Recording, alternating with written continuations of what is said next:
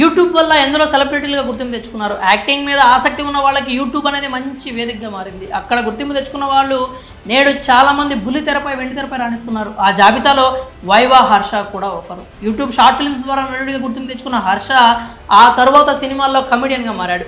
ఇక కొన్ని రోజుల క్రితం వైవా హర్ష ప్రధాన పాత్రలో సుందరం మాస్టర్ అనే సినిమా విడుదలైంది. టీజర్ ట్రైలర్తోనే సినిమాపై భారీ అంచనాలు క్రియేట్ చేశారు. అయితే థియేటర్లో మాత్రం ప్రేక్షకులను పెద్దగా మెప్పించలేకపోయింది. కానీ ఈ సినిమాలో సుందరం మాస్టర్ పాత్రలో హర్ష చాలా బాగా నటించాడు.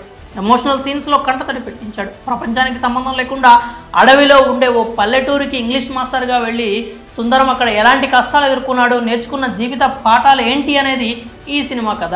అయితే హీరోగా మొదటి ప్రయత్నంలోనే సూపర్ హిట్ అందుకున్నాడు హర్ష. ఈ సినిమా బాక్సాఫీస్ వద్ద ఫస్ట్ డే 2,03,00,000 రూపాయల గ్రాస్ కలెక్షన్స్ రాబట్టింది. చిన్న సినిమా, ఎలాంటి అంచనాలు లేని మూవీ.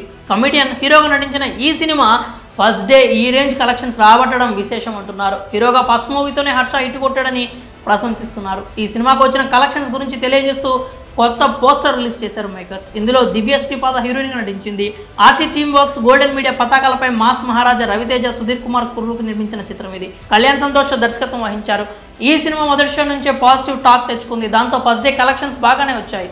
2-3వ రోజు కలెక్షన్స్ తగ్గినా ఇప్పటికే సుందరం మాస్టర్ హిట్ అంటున్నారు. మరి లాంగ్ రన్లో ఈ సినిమా కలెక్షన్స్ ఎలా ఉంటాయో చూడాలి. మరి సుందరం మాస్టర్